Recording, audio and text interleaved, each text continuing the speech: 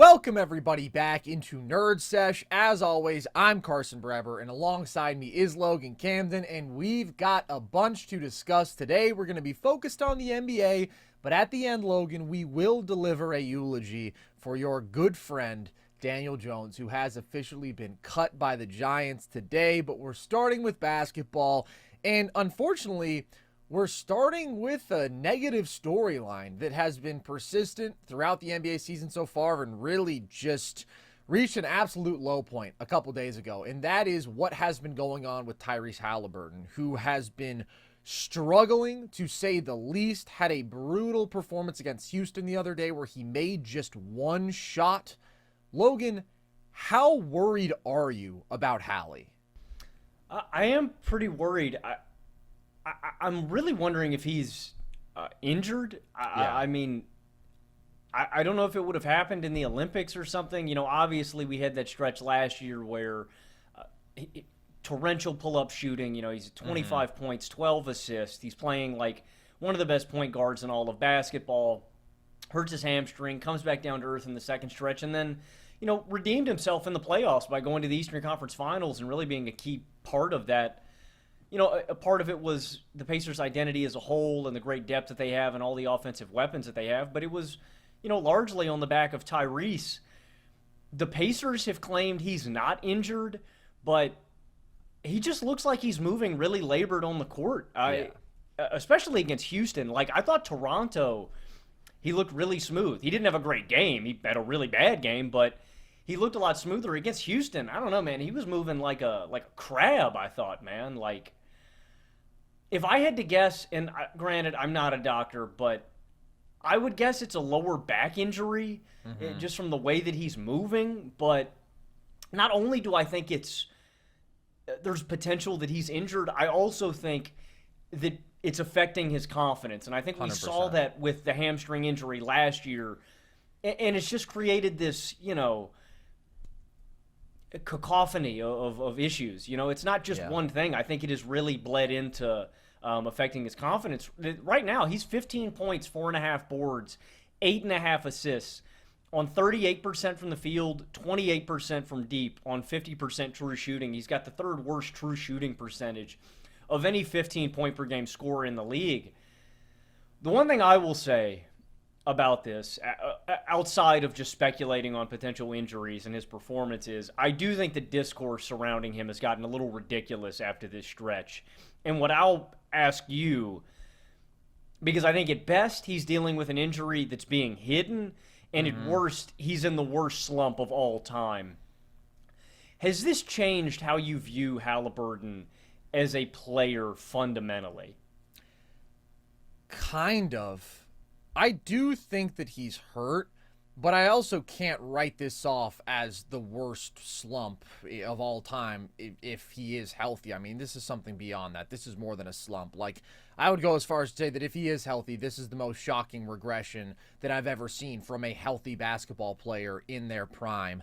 I have been a big believer in Hali's over the last year, and obviously he was absurd for the first 30-something games of last year, as you mentioned, but it really annoys me when people refer to that as like a Linsanity run, because he had an awesome season before that. And then, as you mentioned, he was really, really good in the playoffs last year. I do think Hali is a guy whose total impact can be underestimated if you're just looking at the raw box score, because so much of what he does is creating an initial advantage, right? And then getting the defense in rotation, making a skip pass, and maybe that sets off a trajectory, a sequence of events where it's like, okay, then they rotate out to the corner in the weak side shooter, and then it's another swing pass, and then that's what leads to the open three, right? It's not always an assist. He's not inherently a high volume scorer, but what he is an impeccable decision maker, an impeccable offensive mind who, whenever he does create an advantage, is going to maintain and build upon that advantage very effectively. And this is out of pick and roll, where he's been unbelievably efficient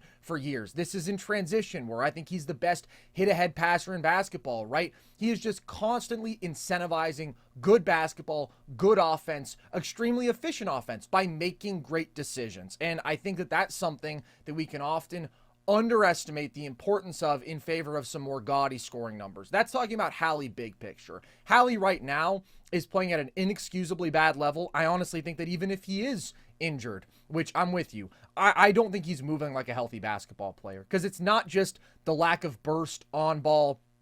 And I completely agree with you that his lack of faith in his athleticism is bleeding into everything right now. He doesn't look comfortable doing anything. He doesn't look confident doing anything. It's also in transition defensively, right? Just a complete inability to change direction, guarding in space. I mean, he's moving like he's in quicksand. He's moving like he's in pain, frankly. I can't understand, though, why Indiana would deny that he's hurt when he would have gotten hurt, because in the Olympics, he had this leg thing. This certainly seems like a back thing. Why are you trotting your best player out there for the first 15 games of the season if he's playing horribly?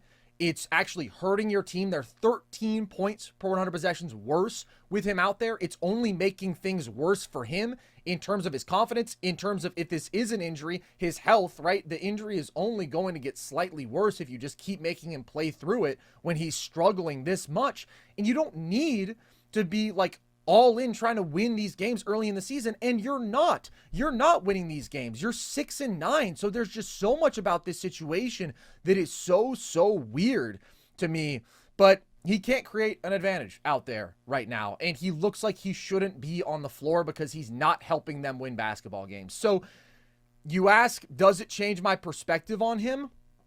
If he's healthy, then this shatters my perspective of him. And look, I definitely think that he'll play better, right? He'll shoot better, but he doesn't look like a healthy basketball player. And if this is what he looks like when he is healthy, then I literally have no explanation for it other than maybe the previous injuries weighing on him and just making him a worse athlete. But still, we saw the level that he got to in the playoffs. So I'm definitely not as out on him as some people, right? Because I believe that his style of offense, his greatest strengths, lead to great team offense. And that is something that is extremely valuable. When things are clicking, it's not about him scoring 24 points per game, okay?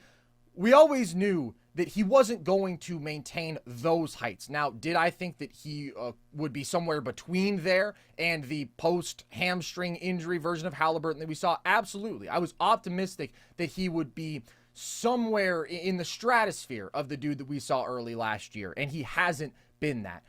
But he's just a really good offensive engine when he's right. And listen, the Pacers are going to have to ride this thing out, okay? They don't have options. They traded for Siakam with the understanding that Hali was their guy, that he was a top 25 player in basketball, that he was a phenomenal offensive engine. He is the reason they felt confident going more all in, saying, let's raise our ceiling. And all of their subsequent moves, right? The things that we've talked about, getting more athletic defensively on the perimeter. I really like Andrew Nembhard, but just in this role alongside Hali, I think you need a bigger, more defensive-minded athlete in that spot.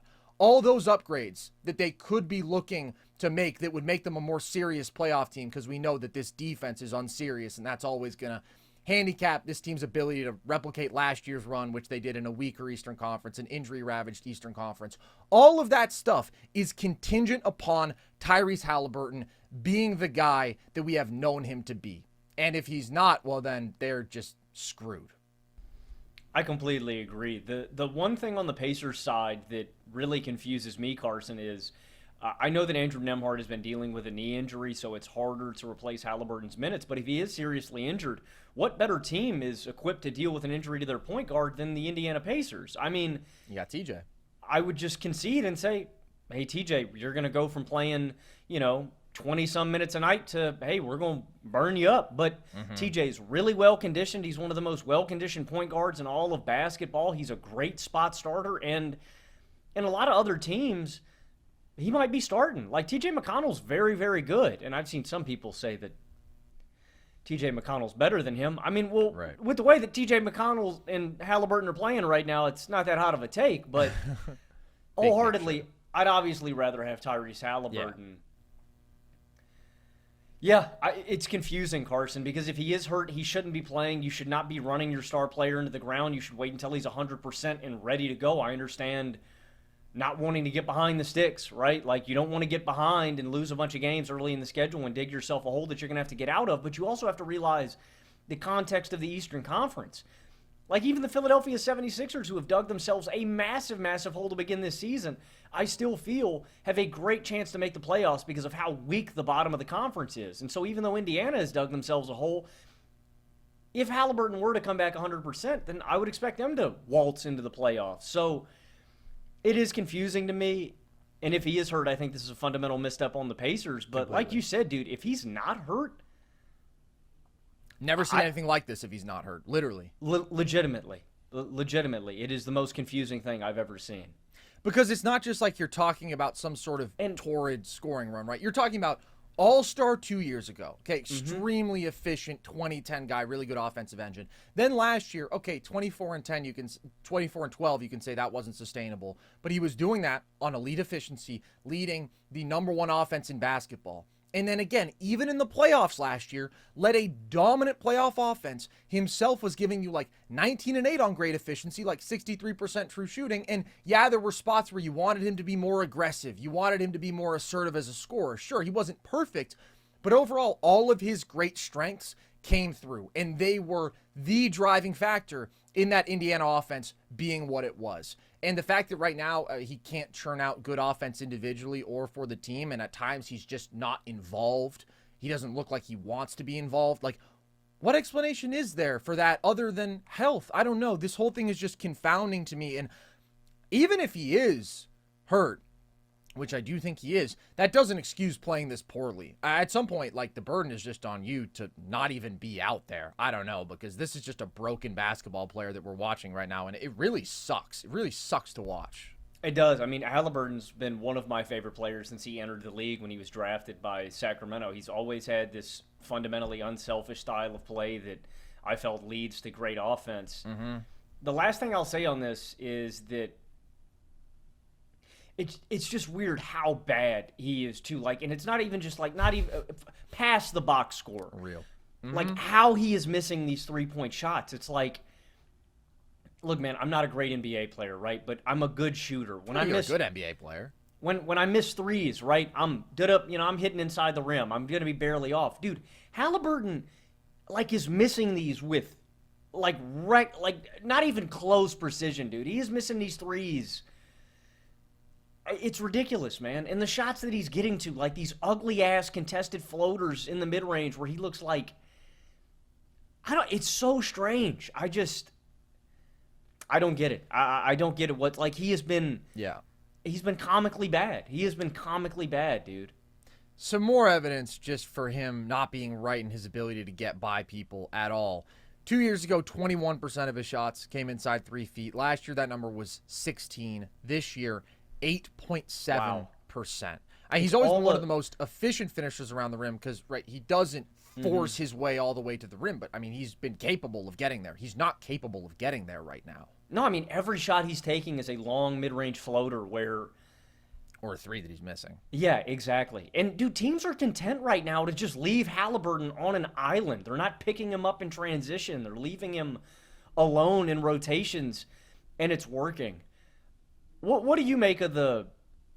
I don't know. I guess we can't make any big declarations, but, like, I've seen people, saying they want LaMelo over the guy, that, like, it's a done story, that it's done. I'm not saying it's done. I think it's too weird. I think that absolutely he has to take accountability, health or not, for playing this poorly, and we can't cover up how ugly it's been.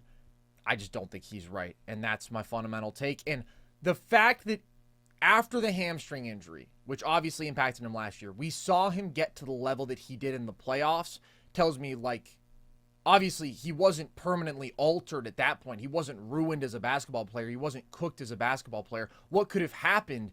Because some people are acting like it's a full year of Hali struggling. It's not. He was really good in the playoffs. So now we're talking about 15 games where he's just been horrible and he doesn't look like he's moving right. To me, that's the biggest factor, but obviously it's concerning. It's very concerning. And again, if I had to guess, I said a back injury from what we've seen from him in the league, but he had an MRI during Team USA's Olympic run.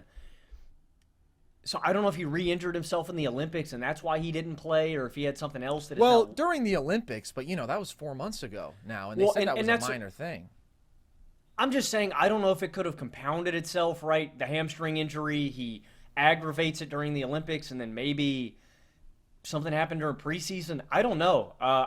Like you said, though, dude, I have to think that he's injured. I just can't imagine that this regression would just be from a healthy basketball player, and I think the tape backs that up. I feel for the guy, but you're right. I mean, we have to hold him accountable, dude. And if he's not fully healthy, bro, go to the staff, tell him you can't play, like sit out, wait until you're right, wait until you're confident. You're a detriment to your team right now. It's those hotel beds, man. You've seen the home away splits. He's averaging like 12 points per game on, I don't even know what, like 28% shooting or something on the road. It's absolutely abysmal. But I'm with you, dude. We'll see how this continues to play out, and I'm very hopeful that things get better, because if not, if this isn't a health thing, I've literally never seen anything like it. Let's talk about something more positive, Logan, because we've been talking about the health questions with Hali. Isaiah Hartenstein, Logan, just got back. He just got healthy again and had a beautiful debut for the Oklahoma City Thunder in a win. They finally have a center again, obviously in the absence of Chet. How impressed were you by Hartenstein? How scary do you think he makes OKC? Oh my! I mean, the Thunder are still going to be the favorite out west, but Hartenstein takes them up a notch. We're about to have. I hope I'm not speaking prematurely. I think we're about to have an Isaiah Hartenstein Glaze fest, Carson. I mean, I love it. Let's do it. He's such a winning basketball player. Like, I don't know what, because I know you always do this team has X top 100 players, or this team has X top 75 players, but like, when we're just talking about winners, like dudes I would want on my basketball team, Isaiah Hartenstein's one of those guys. I think he wins you games. Like, everything about him, the rebounding. He gives you 14 boards in this game. He gives you 5 boards on the offensive glass. Defense. He racks up 4 blocks against Portland. Towards the end of this game, he blows up a backdoor lob to Robert Williams. Great reaction. He has this huge rejection of Delano Banton at the rim. Playmaking from your big man. Masterful short roll playmaking. He's a beast there. He also has he had these ridiculous 2 behind the back passes in this game that don't even end up being assists, but he breaks them out. Those were insane. And he's exactly what OKC needs right now, man. Holmgren's out with a pelvis injury. Jay Will is out with a hamstring injury. Like, Isaiah Hartenstein is a problem. I know some people said, oh my God, man, Oklahoma City overpaid this guy. No, they didn't. I think this is a great deal of a contract. I think Isaiah Hartenstein is a winner through and through. And after seeing this game, I'm even more confident that not just the talent, I think this is going to be a seamless fit with Chet Holmgren. I am so excited about how great this defense is going to be when Chet Holmgren is back out there. Teams should be very, very afraid of the idea of a Hartenstein-Holmgren front court and how dangerous they are going to be at protecting the rim. I think it's going to be perfect, Carson. I love Isaiah Hartenstein. I think he is a winner, and he's a guy I want on my team. I'm so excited for Oklahoma City at full strength.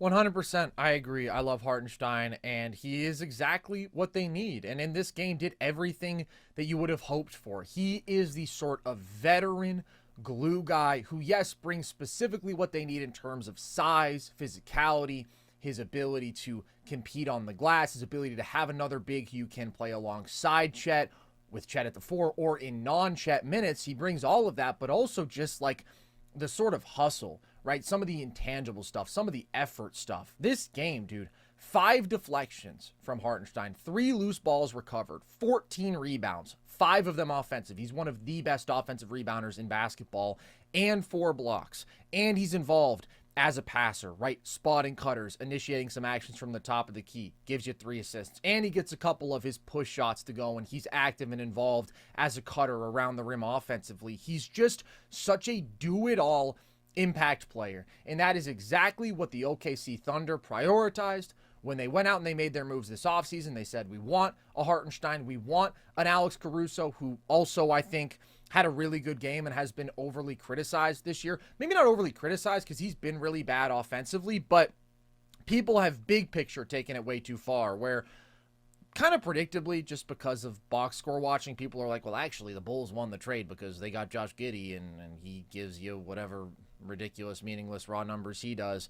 And then Caruso has been struggling offensively, but he's going to play better offensively, right? He was 41% from deep on 5 attempts a night last year. And I'm not saying he's consistently that level shooter, but he's a 37% career guy. He's you leave him open, he can knock down enough of them to keep you honest kind of guy usually. And he's just been brutal, 20% from deep on the year. But he was really good last game offensively. He's going to keep getting better offensively.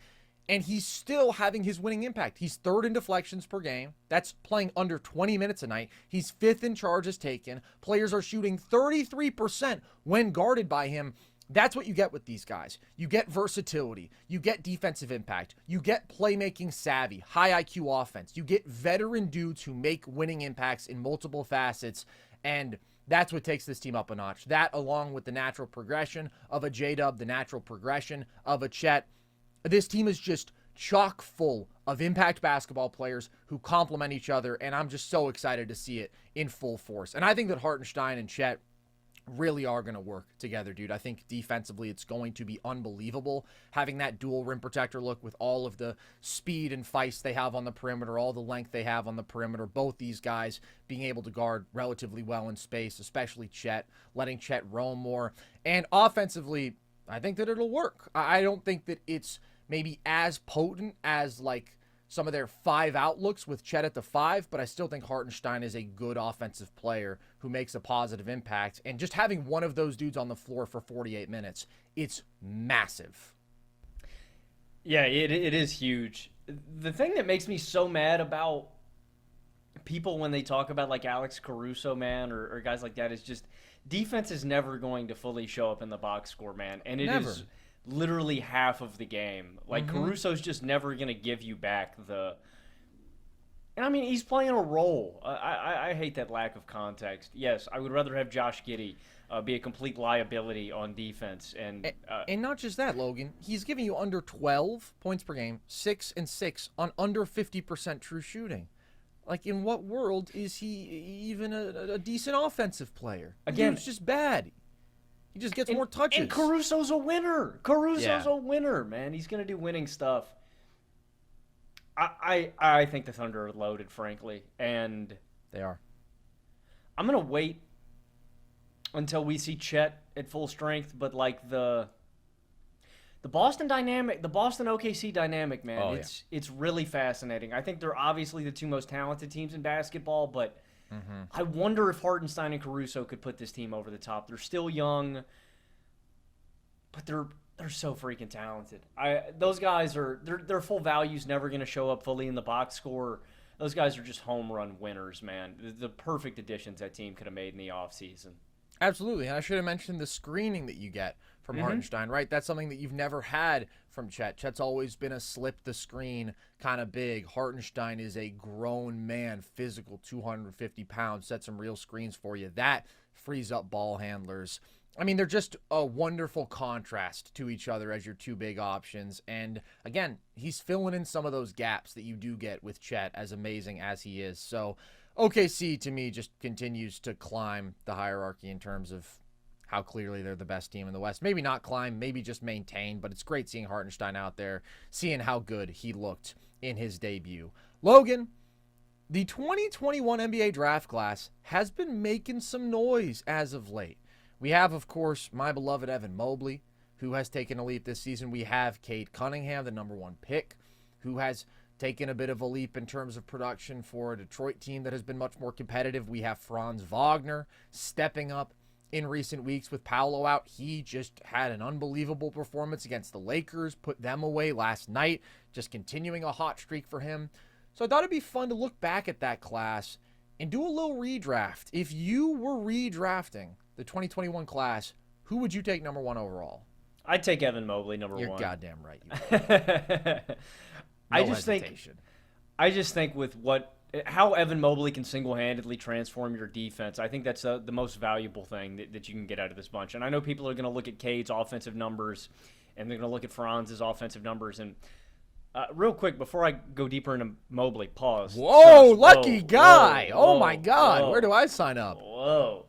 Am I crazy for thinking that Jalen Johnson should be top 3, that I would maybe take him over Franz? Am I crazy for that? these are two of my loves, Logan. Yeah, oh my I God, know. Two guys I know. I've been really, really high on. I think that's a little bit OD, as the kids would say.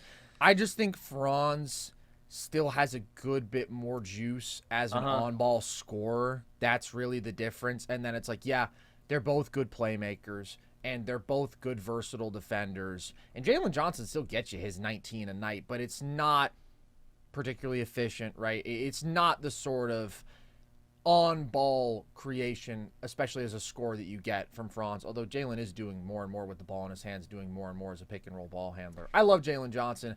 I still think that Franz is much more capable of doing what he's being asked to do right now, which is, hey, we need you to give us 25, 6, and 6 floater offense. Can you do that? Yes. That's very impressive. Follow-up question then. Okay. Am I justified having Jalen Green below all of those guys? Absolutely. Oh, I don't think it's a conversation. Am I crazy for thinking that I would still maybe want Suggs over him just because of the defensive value? Not crazy at all. Not crazy at all. What's I crazy really about like that? I really like Suggs a lot, and I think with how he's been shooting the ball, I think that he doesn't have as many holes. He's not what I thought he was going to be draft night. I think I compared Suggs to freaking Derrick Rose, but yeah, I really did like Suggs, and he's a monster defensive. Again, I'm just thinking about in terms of winning impact. That's why Green would fall for me. No, I agree. Jalen Green is so talented. We talked about this a little bit, and then I had a tweet saying that I was out on him in Houston, and some people got really mad about that. But the dude has so much ability. He was one of the most gifted scoring prospects I've ever evaluated. You watch him, and at times you think, okay, nobody can stay in front of this guy, right? He just shoots past people. And then you watch the shot making off the dribble, the ability that he has, and it is incredible when he's on. But there's still just a lack of understanding. There is still shot selection that is brutal. The efficiency is brutal. And when everybody around him in Houston is so committed to the defensive end, and Jalen Green's gotten better defensively, right? He's gotten more engaged there. But with his limitations as a playmaker, where he's still well below average, there's just a lot of times where I'm like, they're better with him off the floor. I mean, statistically, they're way better with him off the floor this year, and I think that matches the eye test. When you have a bunch of athletes and dudes who are playing mature, connected basketball on both ends, and then you have a dude who is the most talented scorer on the floor, but is also making the worst decisions on the floor and is having the lowest level of impact defensively. Because Şengün also has taken a step up defensively this year. It's just tough, man. So, yeah, I would rather just have like a bona fide winner like a Jalen Suggs. I'd rather have Şengün, his teammate, over him, who's also in this 2021 true. draft. There's some dudes in this draft. There are some dudes. We There have is, mentioned man. Scotty. Barnes. Scotty's interesting. Scotty, I have a love-hate relationship with. He would probably be over Jalen Green too. I do like Scotty's game, just well-rounded. I'm not the biggest fan, but I definitely think he's above Jalen Green for me. The Mobley debate, I just think that I said this last show. I think we're just scratching the surface of what Evan Mobley can do offensively. Like, we saw flashes of it in the playoffs, right, last year against Boston when he's taking and confidently shooting threes. And when he's the only big on the floor, he's taking on mismatches and smaller defenders and going up strong with the rock. And now we're seeing him initiate from the perimeter and bring the ball up in transition and being weaponized as a screener and a roll man more. And he's doing stuff out of the short roll, and he's doing everything at a higher level offensively this year, and he looks more confident than ever. But he gives you such a high baseline defensively, and I think that's one of the most valuable things that you can have. It's like, I don't have to worry about him on that end. He can guard in space almost as great as anybody in the league, and he can defend the rim almost as great as anybody in the league. That's a winning skill set right there. And Cade, I think Cade has gotten a little overrated maybe just because of his raw numbers. And I don't mean that to hate on Cade Cunningham, because what he's been doing this year is very impressive. And I think that Cade has engaged on the defensive end as well, which is impressive, right? I think he's got some stuff that he could tap into there. But I think people look at the raw numbers and they go, 24 points, 7 rebounds, 9 assists. And then you dive in, and it's not that efficient. And he's averaging 4.5 turnovers a game. And he's got the ball in his hands a lot. And I don't want to be overly critical. This is a very impressive year from Cade. But when we're getting into the nitty-gritty of who would I want more in this draft class, I just think Evan Mobley impacts winning at a higher level. And that's why I would want him. And I think Cade can reach a higher level. But You've always said this about Cade, and I agree. I don't know if he's ever going to manufacture really good looks at a high level for himself, like great looks. The easy stuff. The easy, yeah, the bread, wide open threes, wide open stuff at the basket. Cade's not a super explosive athlete, so a lot of he has a really tough shot diet, and so I think that's a big component in it. And a lot of this too is just how much I believe in Evan Mobley and how great he is as a basketball player. This isn't shade at Cade. It's just Evan Mobley is that great as a basketball player. And so this has kind of been a time-old debate since this draft class started. Yeah. People have been kind of revisiting this periodically year after year. And for the most part, I have stayed with Cade would be my number one pick, but I would take Mobley, and I wouldn't think twice about it. I was a Mobley, was the number one prospect in the draft guy. I mean, I've were. always been as high on Evan Mobley as anybody. And I loved Cade, too, by the way. And I really liked Jalen Green as a prospect. It was just an awesome draft class at the top. But I always thought that Mobley just had that superstar skill set within him. And I'm not saying he's a superstar, but I'm saying that he is like a top 30 kind of player right now. And I just think it's kind of like what we were talking about with Caruso, right? We underrate defensive players a lot. I don't know if everybody's fully grasped what Evan Mobley is. When you're talking about a top 5 defender on the planet, right? I say the best combination of pure switchability and rim protection in basketball, where he is elite at both. He's an elite rim protector, and he can really, really guard damn good wings as their primary matchup in a way you don't see from any of these other elite rim protecting bigs, who offensively is giving you 18, 9, and 3 on 64% true shooting and is so involved offensively, showing more as a ball handler, showing more as a driver, showing more as a shooter, showing more as a facilitator, showing more in transition. The floor from him is so high because of his defensive impact, and the ceiling is so high with his continued offensive growth. Think about the way that we talk about a Bam Adebayo, Logan, right? Who's having a brutal offensive season this year, but is a guy who regularly, top 5 defender on the planet. And then offensively, he has his inconsistencies. He has his issues. He might only give you 18, 10, and 3 and do it with kind of meh efficiency sometimes. But we still talk about him as a top 20 sort of player, because when you're that level defensively and you're just a good offensive player as a big, I mean, that is such a significant all-around impact on winning. And that's the skill set that Evan Mobley has. I mean, I think he has the ability to be a better offensive player than Bam. I legitimately do. But I'm just saying already he's doing that sort of all-around star impact stuff. So, yes, I would take him. I do really like Cade, but he does have his issues, as you mentioned, right? And a lot of it is creating the easy stuff. I mean, he lacks the speed. He does have the strength. He does have the big frame for a 6'6" guard, and he uses that to his advantage, and he's really expanded his post game. He's been impressive there. He's improved defensively, which I've always been optimistic about with him. He's always had the tools. Now that we see him on a more serious team defense, he's doing his job there. Players are shooting 7% below their average when guarded by Cade. And he's at least able to get into the paint. He's 3rd in drives per game. And out of that, he's able to manufacture some looks for his teammates. And he's a really, really good playmaker. Still struggles with the turnovers, 4.6 per game.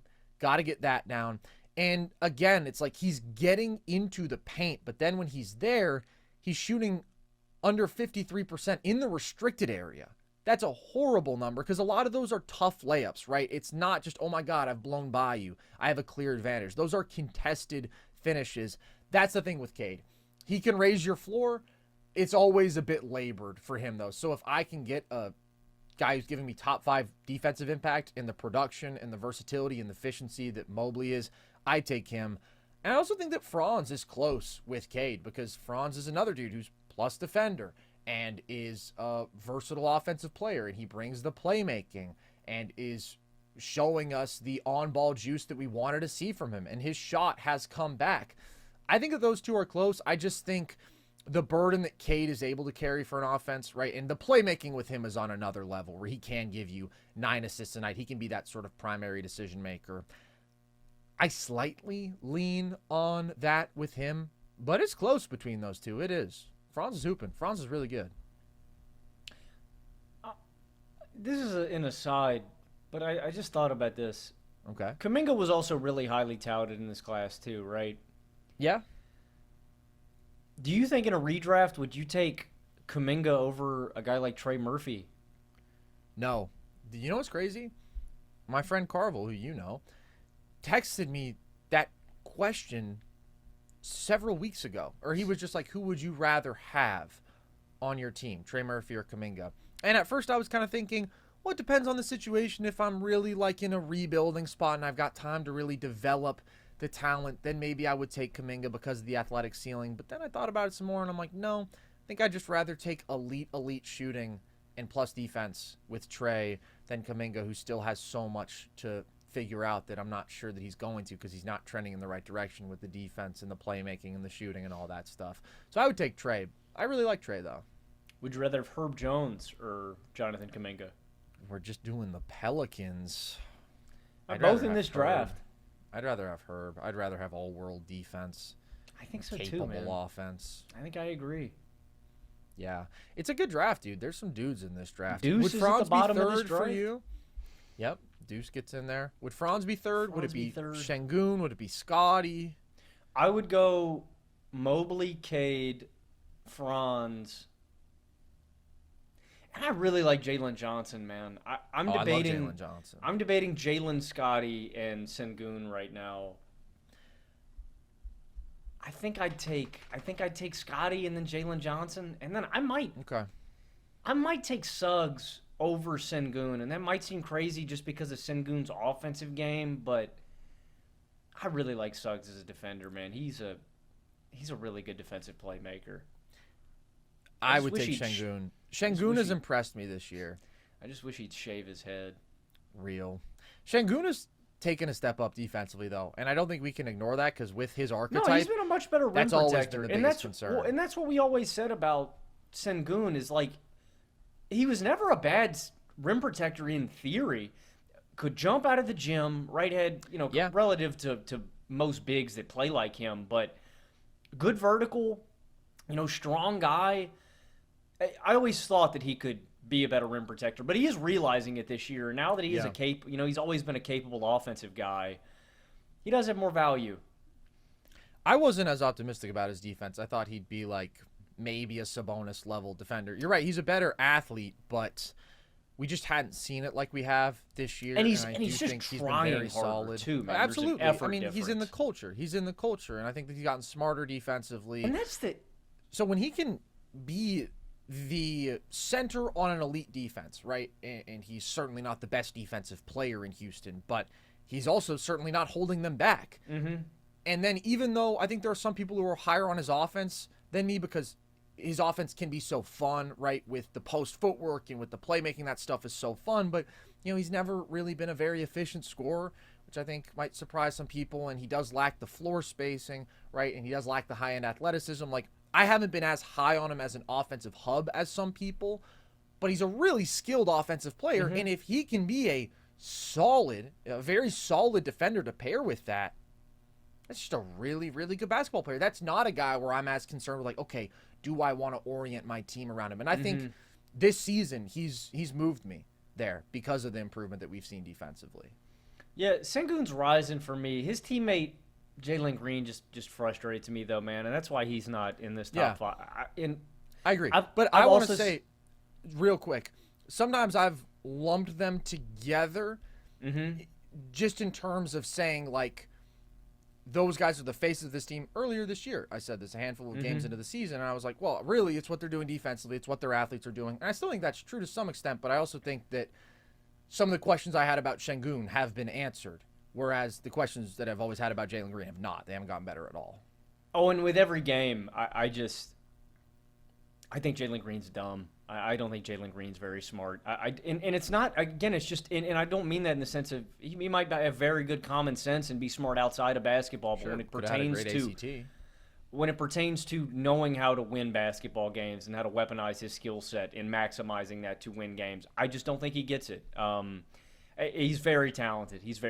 I just think he needs someone to come in and work with him and lay it out for him, Carson. Like, I think he needs a mentor or something, man.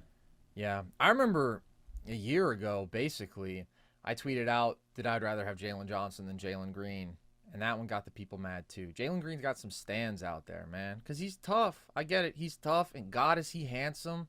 There's aura there there's aura to be tapped into if you're just watching the highlights. But if you watch the game, you're like, brother, please stop it. Please stop doing what you're doing. Please stop taking these brutally difficult pull-up jumpers.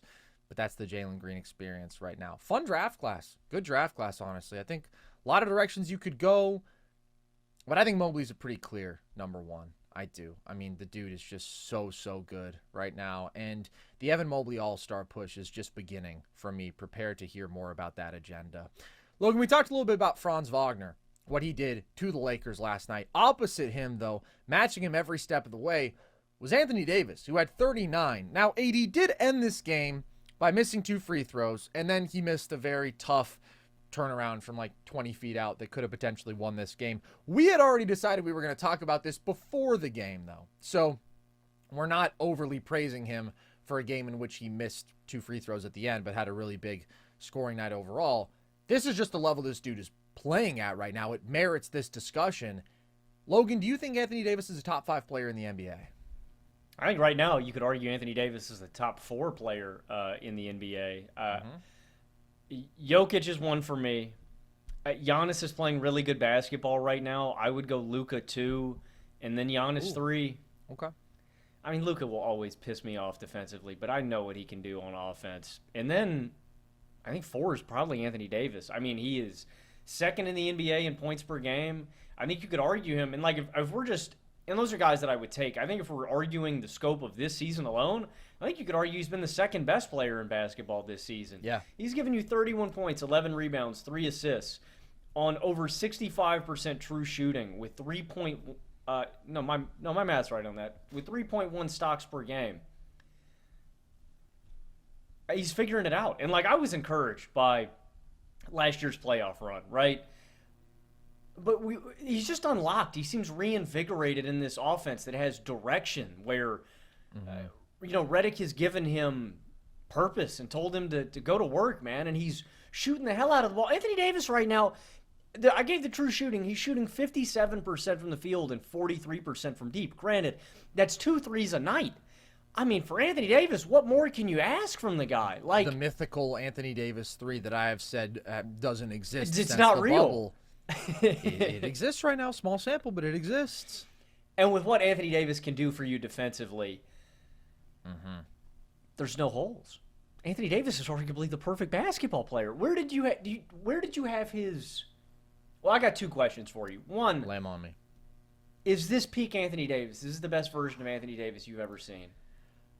I think bubble AD would probably have the edge for me, but it's very slight. The level that he is playing at right now is unbelievable.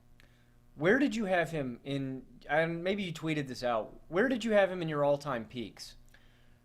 So I'd probably have to go through, but my feeling is that he is probably right around 25 all-time in terms of my peaks. I could confidently say top 30. I thought the level that he reached in the bubble was unbelievable. One of the most special two-way forces we've seen in the history of this sport. I thought he was a top 3 player that season, and I think that he's playing basically that well right now. I think so too, man. And it's a shame just because the Lakers don't have the most cohesive roster built around him, like defensively, and it's laughable. I saw a friend of the show, I saw Tyler Hoopin you. I saw him tweet out about the Cam Thomas rumors, and he was like, yes, the Lakers need Cam Thomas. That'll solve all their problems, man. They should just keep cloning D'Lo. Let's get 8 D'Los in there. That'll fix everything. just D'Lo, kicks to D'Lo. That would suck, man. Yeah.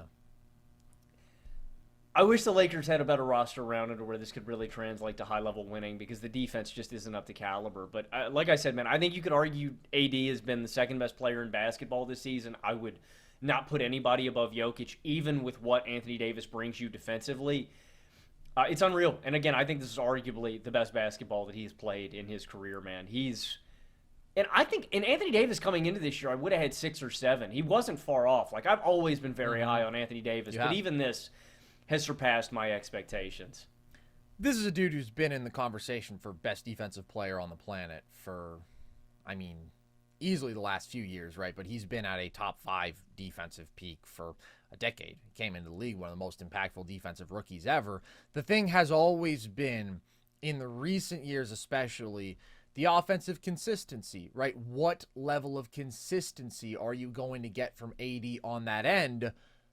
When you get aggressive Anthony Davis night after night, he is an absolute monster. I mean, he leaves you feeling helpless, right? What he can do as a roller, what he can do finishing really everywhere in the paint, right? His touch when it's on, what he can do as a post-up player, what he's doing in isolation right now, putting the ball on the floor, he looks more comfortable than ever. Like how he can dominate the glass, and then how he dominates defensively on top of that, playing multiple different coverages. It's just like, holy shit, when he puts it all together, that's a top 5 player.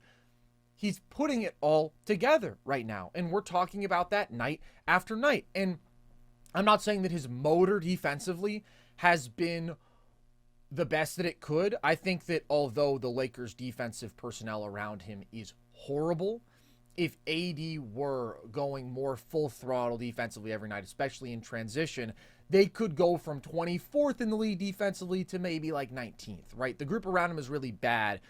But when I talk about him as being like the guy who for a game or for a playoff series, I probably still want more than anybody else defensively.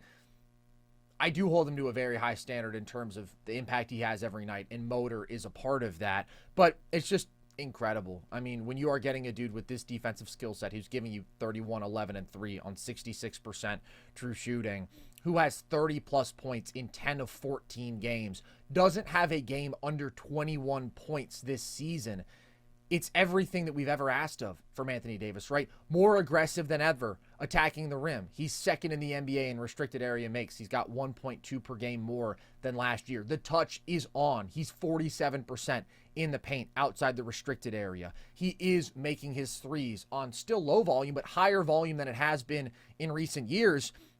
And he's just empowered in every way in this offense. He's running more pick and roll. 87th percentile pick and roll ball handler this year. Logan, 77th percentile isolation scorer. So yeah, he is a top 5 guy. You laid out the best dudes this season. I feel like there are 6 top 5 players right now. I feel like there are 6 dudes who are playing at that level, and I think that the top 3 to me remains the same. It's Jokic, then I go Giannis 2, then I go Luka 3. SGA has been the dude who I've had in that 4 spot. I think both AD and Tatum have been better than him this year, though. And I think that AD right now is playing better than both of them. And if he does maintain this level, I would take him over both of them. There is a debate to be had there, because the advantage that a Tatum has is the playmaking value that you get from him, right? His ability to exert himself on the game as both a scorer and playmaker, and then still be a real plus defender. I'd hear an argument for that with how lethal he's been as a scorer early this year. But if you're getting Anthony Davis scoring at this level, and I know that he is capable of ruining the game defensively in a way I'm still not sure anybody else on the planet can, I would take that guy. And then SGA is the best offensive player of the bunch, right? Just with how he can completely orchestrate the game on ball. He's the best scorer of the bunch. But both Tatum and AD are going to have more pronounced impacts in some of the peripheral areas of the game, right? Especially with what they're doing on the defensive end. And if those guys are both going to be as good as scorers as they have been, I think they're hard to deny, dude, because they've both been as good as they ever have in that regard. So I'd have 84 right now. I would, because I don't see reason to think that this isn't going to hold up. It's not like we've seen a lot of 15-game stretches where AD is this aggressive offensively night after night. And when it comes within the context of this new offense with JJ Redick, it's not something I would write off and say we shouldn't expect this to continue at all. And if it does, like, my God, I mean, it's one of the most special players to ever touch a basketball. He really is. Yeah, and I mean, 2 years ago, even like, I think back to like the Grizzlies series and stuff like that, where AD's, fluctuating between giving you 30 a night and then he's giving you 16. 100%. Every other Davis. You're not getting that right now. And alternating days. The one thing I think that sucks for LA too is it's not just the personnel, but it's also the fact, well, it is the personnel. It's the fact that like AD and LeBron are both older now. Like, there's a reason like why Houston and Oklahoma City and Orlando, right? They can fly up and down the court. They've also got youth, right? They've got guys who are just fresh. They've got fresh legs. Like, I know it's hard for AD and LeBron to. I'm not bailing them out because it's not an excuse by any means. Like, you should be going full bore as hard as you can every single night. But having LeBron and Anthony Davis as two big components of your defense is going to lead to, you being one of the worst transition defenses in basketball. And I wish they could address that in a different way. Another big, impactful defensive wing or something like that would be ideal. Of course. And maybe Vando coming back will make some sort of difference there. Not a major one, but it's not all on AD, but it's not great. But again, man, when you combine it all together, I mean, damn, man, AD might be, for a playoff run. Yeah. AD's definitely a lock top 5. I was debating if I couldn't put him above Giannis or Luka. I just couldn't. Yeah, it's tough. But it's not impossible that he plays better than those guys, right? I mean, to me, I think not at all. Not at all. Consistent offensive brilliance that you get from Luka. I mean, he's still one of the most special offensive engines we've seen in this game. And then Giannis still does have a more pronounced offensive impact because of the playmaking that you get from him. But with the way AD's playing right now, it's close. It's close because if you're going to give me 31 a night on elite efficiency and you're going to completely dominate the game defensively, it's incredible. It's incredible what he's doing right now. And I think the thing that we sometimes lose in all these AD conversations, Logan, is what a shell of himself he was for 2 years. 2021 and 2022, Anthony Davis could not stay on the court. He was struggling when he was out there. He's giving you 22 and 9 over those 2 years, under 56% true shooting in 2021, under 58% true shooting. His 3-point shot was completely lost, right? I mean, it was really shocking considering who he had been in the bubble right before then. We didn't have him remotely close to top 10 conversations at that time. And to see him come back and play as well as he ever has, it's legitimately awesome. And say what you want about this Lakers team and their ceiling, and the defense is obviously an issue. The lack of athleticism is obviously an issue. They're really fun.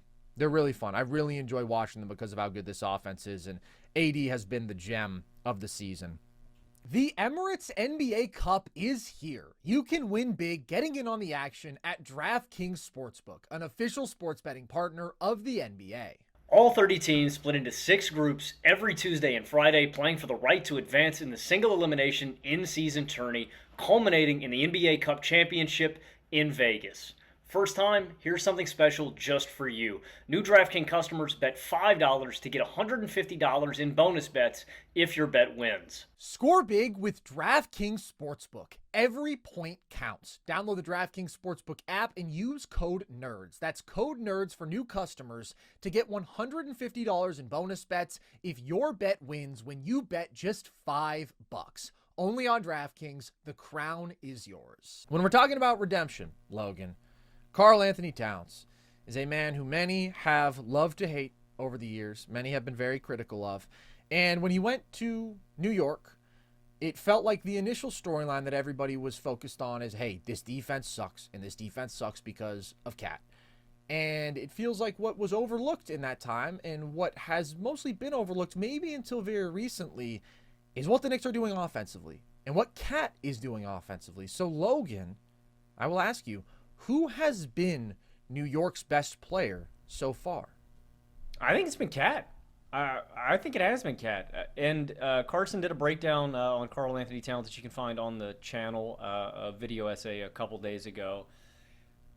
And it's not directly just how great Cat has been playing. Cat has been playing amazing ball, 27 points, 12 rebounds, 3 assists on 55% from the field, 50% from deep, on 67% true shooting.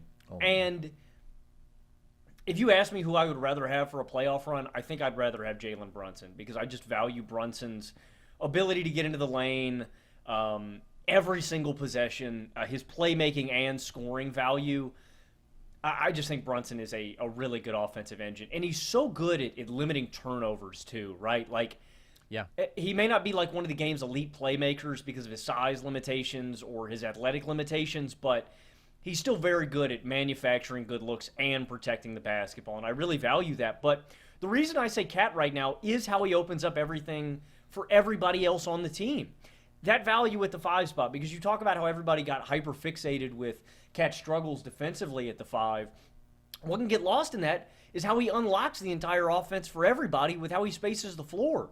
Dragging that guy out of the paint opens up all these clean driving lanes for everybody. And he is a killer when he's not, handicapped to this horrible spacing like it was in Minnesota. Yeah. Because I think that was a big component, too, is like, Rudy Gobert's big ass is clogging the lane. We don't have that problem anymore. And now Karl-Anthony Towns is blossoming. He has been the second most efficient 25-point-per-game scorer this season. Next to KD, next to Kevin freaking Durant, man. Yeah. I mean, I think it's Cad just because of how he opens up everything for everybody else, man. And especially for Jalen Brunson. Like, I think a big reason of why Brunson's been so much more efficient, too, is he's got Cat to lean on, and I think it's a mutually beneficial relationship. I think these two guys are two of the best offensive players in the game. And maybe not top 10, but like top 20, top 25, if we're just looking offensively. I think both of these guys are shoe-ins. Easily. Easily. They're great. But I think it's Cat right now. I really do. And again, I take Brunson for a playoff run. I think Brunson's skill set is a little bit more valuable, but so is Cat's, dude. And I'm happy for him. I'm happy to see this redemption from him in New York, and he looks happy. He looks happy, man. I'm excited for Cat, and he's an awesome basketball player to watch. If we could minimize the whining, man, I would love Cat with my whole heart. Yeah, I can't do a Cat segment without taking a shot. I got to, man. He does like to. He does need a little bit of cheese with his wine, man. What the hell does that even mean? You've never heard that, dude? First, my eyeballs are floating when I need to pee. I could not believe you hadn't heard that one. Yeah, bro. You've never heard that? You need some cheese with your wine. Now I'm trying to figure out what that means. You need a palate cleanser? You need to settle down? Is that what that means? Are we talking about the eyeballs, or are we talking about the cheese? Oh, I know what the eyeballs one means. It means you got to piss. Your eyeballs are floating. Wine is in like wine, like grapes, like a glass of wine with bingo, buddy! You just came up with that, you sly son of a bitch? No! You are brilliant. That's been a phrase in the South for years, or I don't know, but I know it's prevalent in this region. A little cheese with his wine. That's wine with an H, everybody. Unbelievable the stuff this guy comes up with. Cat has been the Knicks' best player so far. I'm not saying he is their best player. That's Jalen Brunson. He's been their best player so far. And I think seeing him unleashed, as I said in the video that I did on him, has been a joy to watch here in New York. I mean, the offensive situation is so much better. Because playing alongside Rudy, right? Playing at the 4, playing alongside another big for the entire game. I mean, even when it's not Rudy, it's Nas out there. And Nas is more of a floor spacer. But it's a difficult situation that Cat's been in. And on top of that, the spot-up shooting around just isn't great, right? You don't have a ton of high-volume shooters in Minnesota. So you're talking about a lot of congested paints, and those looks playing alongside a center for him are a lot tougher in terms of spacing, in terms of him being able to get easy offense for himself. Now you put him in a 5-out offense, and it's just a joy watching one of the most talented offensive centers we've ever seen go to work, Logan. That's what he is. He's the greatest three-point shooting center of all time. It's honestly not even close. And you're seeing that right now, making 50% of his threes. He's been the best pick and pop big in basketball. He's been one of the best spot-up players in basketball, Logan. He's averaging 1.4 points per roll. That includes pops. That's a 92nd percentile number. He's averaging 1.47 points per spot-up. That's a 94th percentile number. And I think maybe the biggest difference that we've seen has just been his effectiveness as a driver. Because last year when he is playing alongside Gobert, a lot of those drives got really mucked up, man. And they would lead to turnovers or they would lead to offensive fouls just because he's working in such congested space and he could make bad decisions there. He could just kind of get overwhelmed, frankly. Now when he's attacking cleaner paints, I mean, the difference is massive. He's gone from averaging 0.94 points per drive and turning it over about 17% of the time last year to averaging over 1.3 points per drive and turning it over just 6% of the time. It's not just that his scoring efficiency is at an all-time high.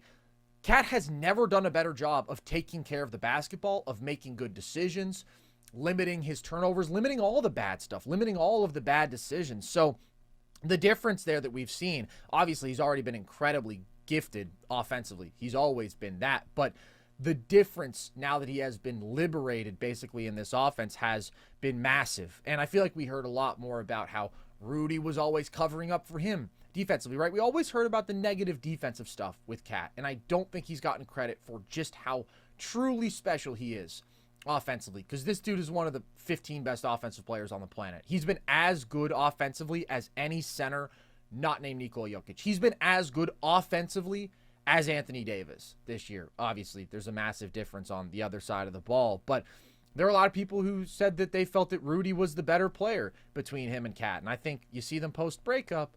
Obviously, you still have your defensive issues with Cat, but his ability to completely dominate a game offensively, to give you 50, right, and the constant spacing impact, the driving lanes that it does open up, the ability to use him as a playmaker from the top of the key, which I think is underrated, his ability to dissect double teams off post-ups when he has shooting all around him and when he has smart cutters alongside him. It's just a constant offensive impact when you have to be worried about the 7-footer spraying from 25 feet, thinking he's going to make 50% of his threes. And then if you close out too hard, he attacks that closeout, and he's been insanely good as a driver, and he can play make out of those situations. I mean, it's just incredibly complete offense that we're seeing from Cat. He's been amazing. And look, you take the bad with the good with him, right? I think it was worth it for them to go out there, get him, make themselves in the conversation for the best offense in the league, because that's what they are right now. They're the number 2 offense in basketball. With Cat on the floor, at least a few days ago, they had an offensive rating of 126. That would have only gone up after their last game because they had another unbelievable offensive performance. To me, that's worth it. They got the better player in the Randall trade. They got a guy who alleviates the burden on Brunson to carry them every single night, who can outplay Brunson offensively in any given night. And that's just such a special punch that they have. So yeah, they're flawed. Cat's flawed. There wasn't a perfect solution to the roster problems that they had last year. And to me, this talent upgrade was worth it. Cat has been everything they could have hoped for and more offensively. I think he objectively has exceeded expectations. And not only have the Knicks gotten better, I mean, the Timberwolves have definitely felt his loss too, right? Not just as like a franchise cornerstone and as a stabilizer, but the offense has actually gotten worse. I mean, that ending to the Timberwolves game the other night was a disaster. That was just ugly. And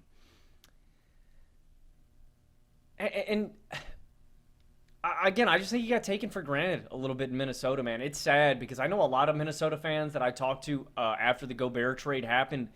They predicted that the Cat trade was going to come, and this was even before the Western Conference Finals run. But they were like, with our cap situation, with this going on, one of these guys is going to have to go, and you're not going to trade the guy that you gave up 4 first-round picks for. So Cat is going to be the guy to go. But even in the playoff run, I know he wasn't great against the Mavericks in the Western Conference Finals, but it's like, dude, in stretches.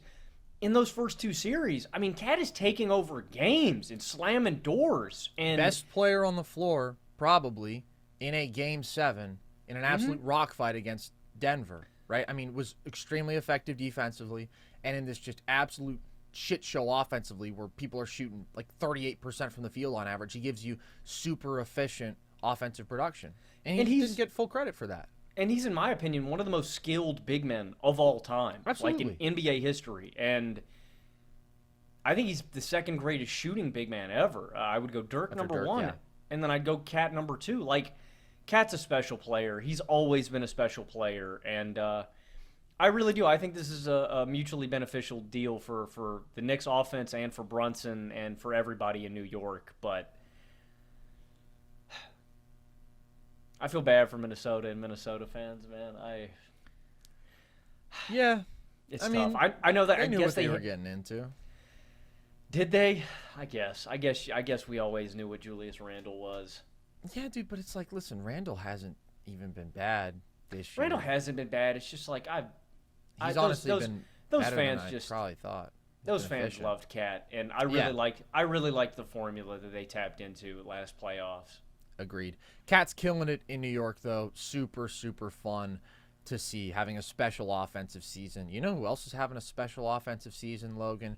Your point guard, For your Sacramento Kings, De'Aaron Fox, my God. I mean, we didn't get to talk about this when he had his back-to-back just ridiculous 60-piece, then 49-piece, but we're getting to it now. How many point guards would you take over De'Aaron Fox in the NBA? We did this list in the offseason after the playoffs, and my list went Luka number 1. Yep. I had Shai Gilgeous-Alexander 2. I had Steph 3. I had Jalen Brunson 4. And then I had Tyrese Haliburton at 5, and then I had De'Aaron Fox at 6. I believe you had those guys, and then you had Trae Young and Damian Lillard above De'Aaron. Regrettably. I would take Tyrese Haliburton off right now, obviously, with the way he's playing basketball. Then that was close for me last year when we did this list, but Haliburton shooting and his selflessness and how it led to great offense in Indiana was more important to me. And I'm still holding on to my stock for Haliburton. It's at an all-time low right now, but I'm waiting for it to bounce back up. I would take Fox over him, though, but I wouldn't take him over Luka. I wouldn't take him over SGA. I wouldn't take him over Steph. And I wouldn't take him over Brunson still. I still really value Brunson's impact every possession. It's just so consistent. I love the way he works his way into the paint. I love the way that he manufactures offense for his teammates. He's so damn good, but Fox is balling right now. You mentioned the 60-piece against Minnesota, the 49-piece against Utah. Right now, he's giving you 29 points, 6 assists a night on 61% true shooting with one and a half steals a game. And Fox has just figured it out, man. He has figured out that really nice balance of attacking into the lane and weaponizing that special speed and balancing it with the pull-up jump shooting and with the perimeter shooting, too. He's not as great as he was last year. Last year was a insane pull-up jump shooting and mid-range and three-point run, but he's still been very good there.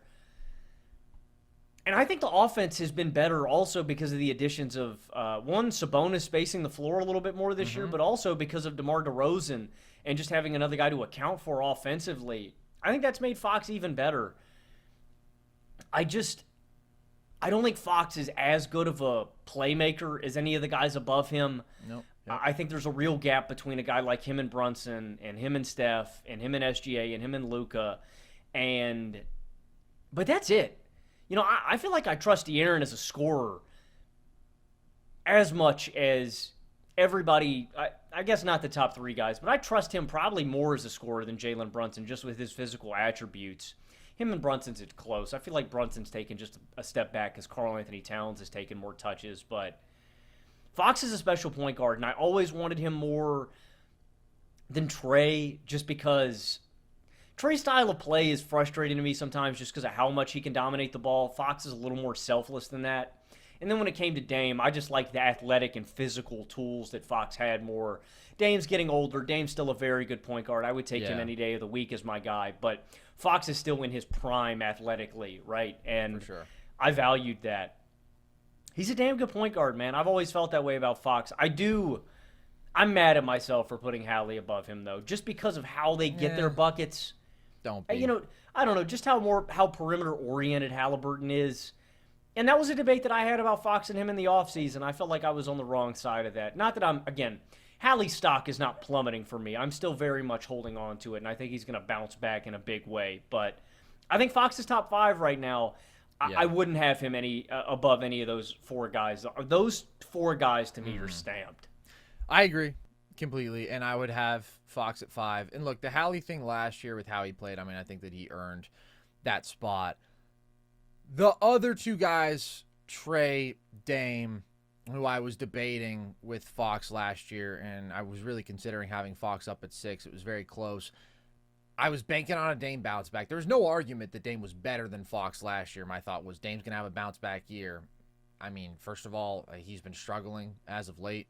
Defensively, he's just so bad. No question that I would take Fox right now.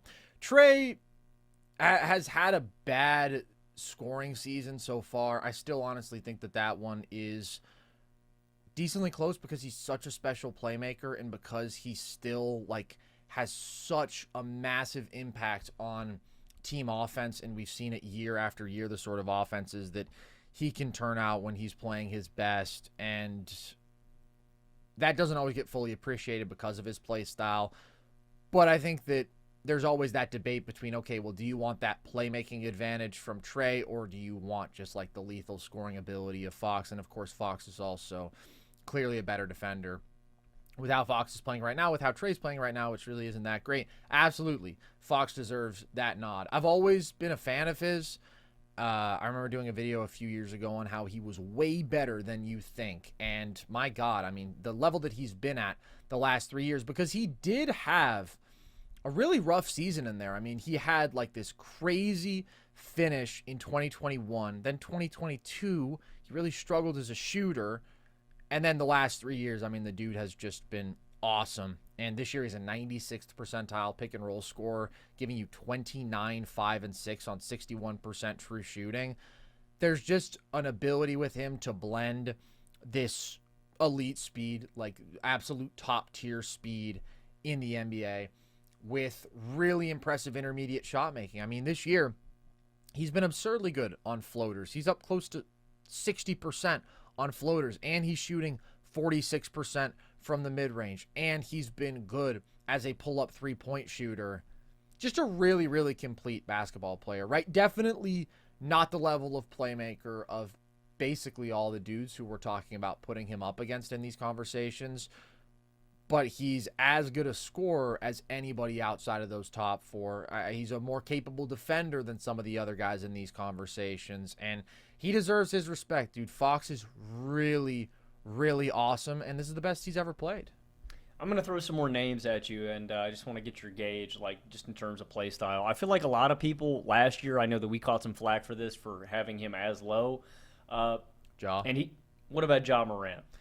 I mean, I feel like my thinking is basically the same, and that I think that the advantage that Fox has in shot making, to me, offsets the advantage that Ja has in playmaking, and I do think that Fox is a bit of a better defender as well. That was basically my thinking at the time. That remains my thinking today.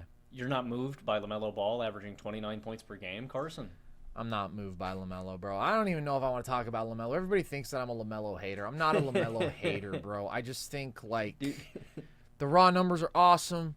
It's super fun. He's one of the most gifted shooters of the basketball that we've seen. I mean, it's incredible, the pure shooting skill that he has. And as everybody says, he hoops like he has AirPods in, bro. I mean, he's just out there, bro. He does, having fun. That's also part of the issue that I have with LaMelo, though. He takes some of the dumbest shots that I've ever seen. He can make some of them, but in totality, like, the dude is putting up 23 shots per game. I looked this up just for my own curiosity yesterday. I was like, where does he rank among the guys with the most combined missed shots and turnovers in a season? And it's basically just like him, AI, Jerry Stackhouse is in there, 2019 Harden, 2017 Russ, and LaMelo is in that club. And I do think that that is accurate to the experience when you watch him, right? There's still the inability to finish around the rim, right? He really struggles there. And the playmaking, the highs are very high, but you are going to get a lot of turnovers with him. The decision-making isn't as good as the league's elite playmakers. So I get it. He's not in a good offensive situation. He's had some unbelievable shot-making performances. I'm just not high on his play style leading to serious basketball, you know, and I think that we have seen that in recent games. He's come more down to earth. You know, I mean, his last 4 games, he's 7 of 20, then he's 11 of 29, then he's 3 of 13, then he's 12 of 27, and fouls out of that game in kind of a dumb way. So that's the thing. I think it's a mixed bag with LaMelo. I'm not as high on him as some people are, because I think it's a tough style to play when you're really trying to win basketball games. No, man, LaMelo plays like that kid in gym class who just walked in while you were shooting, and he goes, "Hey, bro, let me get a shot. Like, let me get a shot real quick." 100%. He's so gifted. He's so gifted, but there's still something unserious about the way that he plays. I mean, it's not like it's intangible. It's the decision making. It's the shot selection. It's the carelessness with the basketball. Like, that stuff matters. I completely agree. So, no, I would not have LaMelo And in Fox the Jerry Stackhouse name drop, man. Hallowed ground, LaMelo. When you are in conversations in terms of missing shots with 2001 Jerry Stackhouse, that's special, man. That dude was better at missing shots than anybody we've ever seen in the history of this game. And look, raw field goal percentage isn't the best way to encapsulate his efficiency because he takes a ton of threes, obviously. But also it's like those are possessions when you're going up and down the floor and bro's taking a hella tough shot and he's just missing. And I mean, we can just go with, right, the best measures of efficiency. True shooting percentage, he's still a couple points below league average. When we're talking about offensive engines, that's well below where you want to be. So those are my LaMelo thoughts. Shall we talk about Daniel Jones, Logan? Let's do it. Cut today. I'm sure you have some words you would like to say. I will cede the floor to you now. I'm happy for the Giants. I'm very happy they can be freed from the Daniel Jones shackles. There's a few things that don't quite sit well with me about this situation, though. One is the timing of this release. The timing of this from the Giants is indicative that the Giants feel that they owe Daniel Jones something by releasing him midseason. Because by releasing him now, they have freed up $19 million in cap for next season on the books, right? And so you might go, oh, that's fantastic. We have freed up $20 million. If they had waited until after the Super Bowl to cut him, specifically, I think if they had waited until all of the offseason until June and cut him after June 1st, they could have freed up $30 million for next season.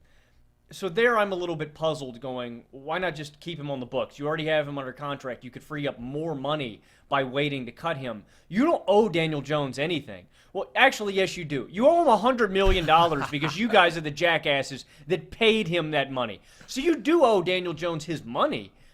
But as an organization, you have given him generational wealth. His family is good to go. So you don't owe him anything morally, in my opinion.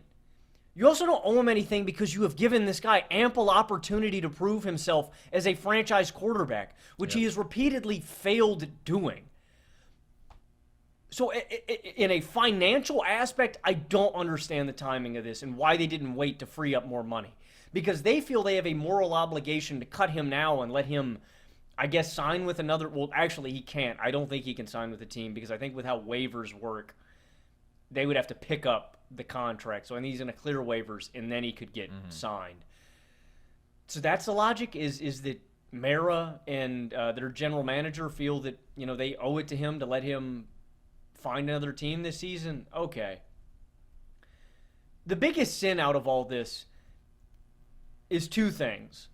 One, the fact that they paid Daniel Jones the money at the time, in which everybody who had a brain cell said, this is a dumb signing. Daniel Jones is not a franchise quarterback. More importantly, he's not worth $40 million. We were having the debate. Does Dak Prescott deserve $40 million? Well, I went, probably not. Like, I like Dak. I'd pay him like 30. Does Daniel Jones deserve $40 million? No, hell no. I would pay him maybe 15. Does Tua deserve $40 million? No, not really. But, okay, we were overpaying for quarterbacks, okay? The thing that will never sit well with me and still rubs me the wrong way is the fact that they would pay Daniel Jones $40 million and that they wouldn't pay Saquon Barkley, 13? 15? Yeah. Are you shitting me? Saquon Barkley is one of the most talented running backs in the National Football League. He is the centerpiece of your franchise. He is the entire offense. More importantly, he's the most popular guy in the city. So we can get extra money and overpay at the most important position in football for Daniel Jones, but we can't overpay for the most talented guy on our football team. That's what doesn't make sense. It's not the Daniel Jones decision in a nutshell. It's the Daniel Jones decision coupled with letting that guy leave your building. I don't get it, Carl. I'm at a loss. I knew that most people knew that Daniel Jones' decision was an issue at the time, but the fact that they found money for Daniel Jones and they couldn't find the money for Saquon Barkley will always leave me scratching my head, especially when the front office seemed so, pompous about it, I guess. The fact that they go, oh, well, who has running back money in this economy? Smart teams that want to pay great football players, like the Philadelphia Eagles. And Saquon Barkley is a great football player. That's what doesn't sit right with me, man. It's everything about it. It's you giving him the contract. It's you cutting him when you could have saved more money a year from now. But the most important, the most damning part of this is the fact that they didn't bring back Saquon Barkley. And I just feel for Giants fans. I feel for my boy Donnie. But the shackles are free. You can now go explore another quarterback. The last thing that doesn't sit right with me is the fact that now Drew Lock, who has been quarterback 2 all year long. Oh, well, thanks, Giants. Thanks for just telling us that you're going to tank right in front of your face. That's also what makes me mad is you're just, hey, guys, we're not trying to be a competitive football. It's not a thing in football, right? Mm-hmm. I know the Browns did it. I hate that from football teams. You know what the Browns did against Pittsburgh on Thursday night? They beat us. They came out there. They wanted to kick our ass, and they did. A couple years, nearly 10 years ago, the Browns rolled over with Hugh Jackson, and they wanted to tank. And I hated that because I hate when football teams tank. But like now, the Giants are deliberately tanking, and I don't like that. I don't like that they have leapfrogged Drew Lock into saying, hey, we're just going to let Tommy DeVito come out here and lose us football games. The Giants are a joke, man. Yeah, they've been having a rough time, haven't they? 24, 44, and 1 is Daniel Jones' career record with the Giants. I saw a take from Ryan Russillo a couple weeks ago that I really liked, in which he basically said that we might never see another Daniel Jones again.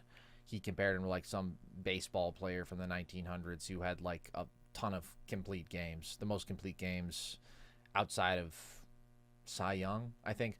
But the idea being, with how quickly things escalate with quarterbacks today and with how little patience there is, when again will we see a quarterback as bad as Daniel Jones get 6 years, right? I mean, it's like the David Carr treatment, okay? He got, I think, 6 years. Tim Couch got a handful of years. A long time ago, if you were that number one pick back in the day, you had that sort of pedigree, maybe you'd get a longer leash, but it doesn't happen much today, right? I mean, guys are getting the chain pulled on them quicker than ever, and yet Daniel Jones was given these 6 years. So obviously this is the point that it was coming to. It's a little surprised that it came this suddenly, but I also think that Daniel Jones might be somebody who kind of changes the way that we view some of these quarterback contracts. Not to say that dudes aren't going to continue to get paid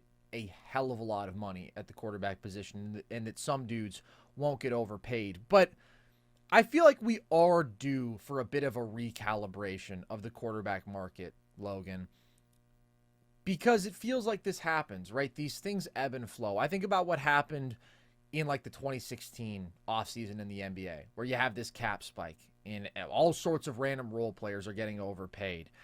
And we saw this trend for years in the NBA where young players, if they were decently promising, they were just getting the max, right?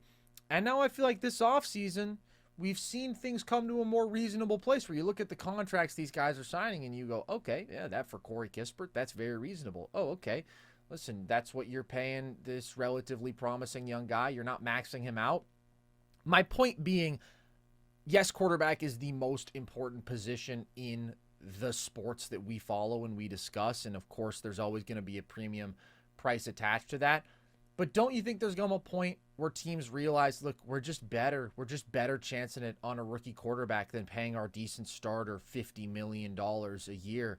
Because we simultaneously seem to understand that a rookie quarterback is the most valuable thing other than an elite quarterback, right? That you want to have one of the two. But teams aren't actually following through with that. And they're still talking about paying a Brock Purdy $50 million. I just don't think you can do it if you want to be a really competitive football team. And I don't think that we are going to have this delta between how things should be and how they are forever. And if there is a legacy for Daniel Jones, I think it will be the part that he played in making other organizations realize, holy shit, we don't want to pay our Daniel Jones ever again. I mean, we've been saying this for, I feel like 4 years, Carson. But it takes that long. I mean, what I'm saying. It's not something that happens in 1 year, but over I know, but 8 years, a decade. It's like, oh my God, what a revelation. We shouldn't overpay players. I mean, like, it's just like, it just makes me mad that no general manager has had the balls to put his foot down and say, you know what? No. Tua, I'm not paying you $40 million. You're not that good and you're really injury prone. Like, Daniel, I think he is. I think he is going to be the martyr for the quarterbacks. And I think it's just a wake-up call that we've got to have where there's going to come a limit, like Sam Darnold when his contract is up, right? 30 to 40. Brock Purdy, I feel the same way about it. It's like, Brock, there's going to be a line that I think you have to draw where you say, hey, Brock, you're a good quarterback. We're going to pay you 30 to 35 mil, but not a penny higher. We can't afford it, right? There's going to have to, it's going to start, Carson, with one domino falling, like you're saying, where I think it's going to be one guy putting his foot down and saying, we're not going to pay you this kind of money. And I think it's bad. I think it's bad process. I think it is bad process. Again, the fact that you felt with your cap situation you couldn't re-sign Saquon Barkley for $25 million less a year than you're paying Daniel Jones, that's a problem. And that's been a problem. And I think it's one of the biggest problems in the sport. To the stat that you were referencing, Carson. Yeah. Because Daniel Jones did get a very large sample size. Daniel Jones has the 6th worst winning percentage by a quarterback, minimum 70 games, minimum 2,000 pass attempts. The only 5 quarterbacks above him on that list, number 1, Archie Manning. Number 2, Josh McCown. Number 3, Joey Harrington. Number 4, Norm Snead. And number 5, Blake Bortles. Congratulations, Daniel Jones. You're in Jerry Stackhouse territory, buddy. Yeah. I think the mid-market's going to come back eventually, dude. I'm not saying it's going to happen this year. I'm not saying it's going to happen next year. Who's the quarterback that you think a team's going to make an example out of? I don't think it's going to be Brock. I think Brock's going to get paid. They have to make an example out of him. If it's not the Kyle Shanahan-led team who in so many ways proved the exact theory we're talking about by what he did with Brock Purdy. What's your dollar amount? For Brock? 30.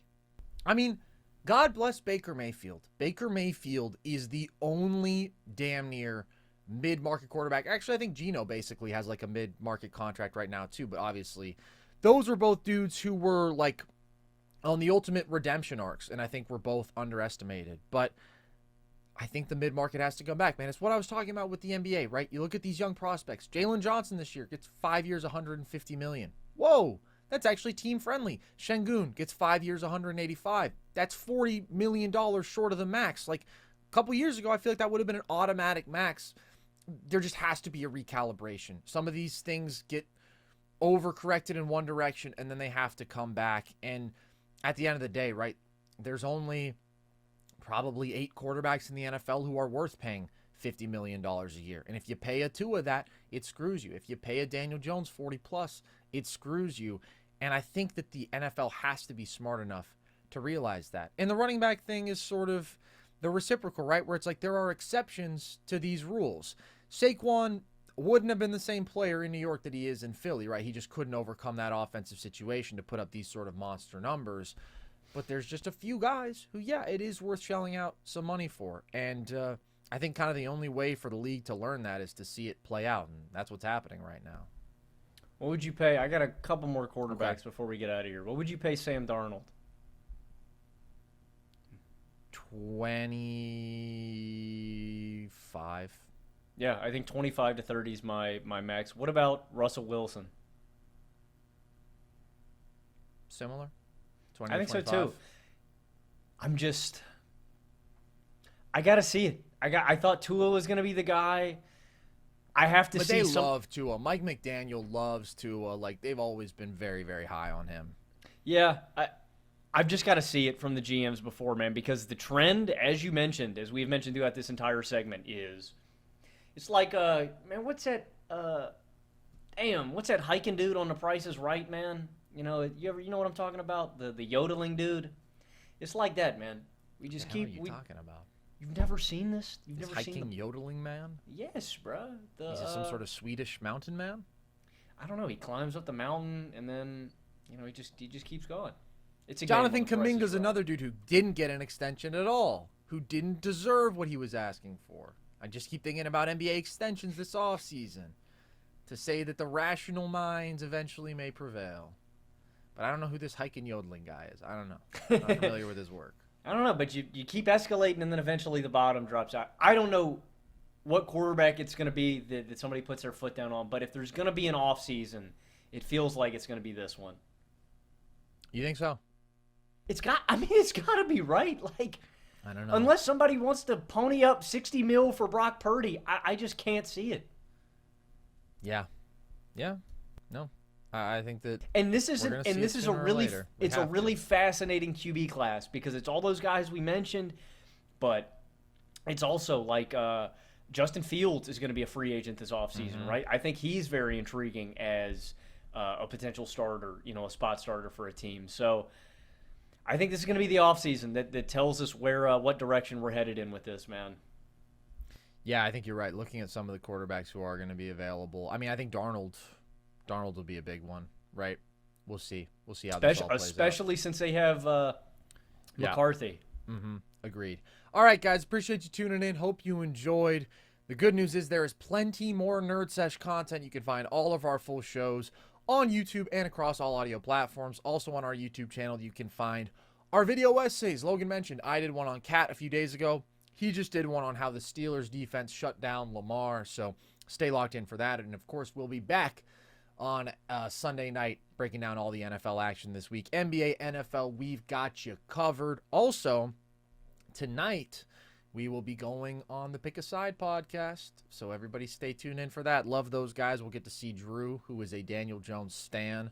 That'll be fun timing. Hopefully we get to talk about that at all.